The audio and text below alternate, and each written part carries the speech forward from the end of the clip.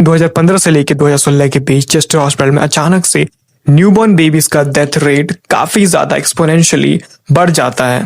And doctors को ये बात जरा भी वियर्ड नहीं लगता है। डॉक्टर्स को ऐसा लगता है कि हो सकता है बच्चों का हेल्थ ऑलरेडी काफी ज्यादा खराब होगा, जिसकी वजह से ये होना उनके लिए काफी नॉर्मल सा था।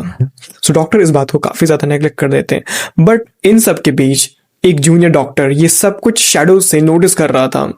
डॉक्टर स्टीफन शैडो से सब कुछ नोटिस कर रहा था। उसने एक पैटर्न नोटिस किया जो उसके अलावा किसी ने नोटिस नहीं किया था। जब भी किसी बच्चे का डेथ होता तो उसके आसपास सिर्फ एक ही इंसान पाया जाता था, और ये और कोई नहीं बल्कि लूसी लिडबे थी। डॉक्टर स्टीफन ने इस बारे में हॉस्पिटल के मैनेजमेंट को बताया, कई रिपोर्ट्स लिखे, कई बार मीटिंग करने की कोशिश की, लेकिन मैनेजमेंट का डॉक्टर स्टीफन का बात सुनने के बावजूद भी एक ही जवाब था, ये महज सिर्फ एक कोइंसिडेंस है।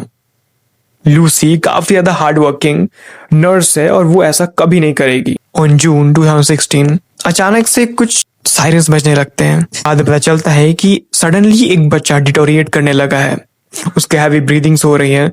एंड जब तक डॉक्टर्स वहां पे पहुंचते वो बच्चा मर चुका था।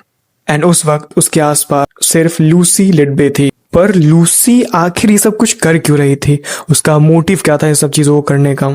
तो इस वक्त तक चेस्टर के हॉस्पिटल में इतना ज्यादा डेथ हो चुका था। फाइनली हॉस्पिटल के हायर अथॉरिटीज मैनेजमेंट एक साथ आकर इंडिपेंडेंट रिसर्च करवाते हैं हॉस्पिटल, क्योंकि बेबीज का डेथ का पैटर्न अब इग्नोरेबल नहीं था। सब कुछ साफ साफ अब दिखने लगा था कि कुछ ना कुछ कहीं ना कहीं गड़बड़ है इन सब के बीच। जब इन्वेस्टिगेटर्स ने चीज़ों को सीरियसली लेना चालू किया तो जो सामने आया वो किसी नाइटमेयर से कम नहीं था।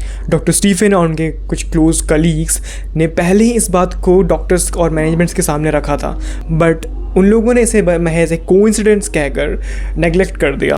अब चीज़ें कुछ ज़्यादा ही हैवी होने लगी थी, तो इस पूरे केस को हॉस्पिटल के हाथ से लेकर चेस्टर पुलिस डिपार्टमेंट में दे दिया गया था। जैसे ही ये पूरा केस पुलिस के हाथों में जाता है, पूरा इन्वेस्टिगेशन अपने चरम सीमा पे था। इस केस को ऑपरेशन हमिंगबर्ड के नाम से ऑपरेट किया जा रहा था। अब एक मैसिव कॉम्प्लेक्स फॉरेंसिक इन्वेस्टिगेशन चालू हो चुका था। कई मीडिया हाउस से कई medical report, CCTV footage, staff के बैकग्राउंड हिस्ट्रीज तक को खंगाला जा रहा था इस केस को सॉल्व करने के लिए। और जो चीज़ इन सब के बीच में इन्वेस्टिगेटर को सबसे पहले समझनी थी वो था ये न्यूली बॉर्न बेबीज़ का डेथ अचानक से हो कैसे रहा है। इनफैक्ट जब वो पूरी तरह से हेल्दी हैं तब भी उनका डेथ हो कैसे रहा है। फॉरेंसिक टीम ने इस चीज़ को इन्वेस्टिगेट करने के लिए अनेक केसेस से ब्लड सैंपल्स लेना चालू किया। एंड उसके ब्लड सैंपल से जो चीज़ सामने आता है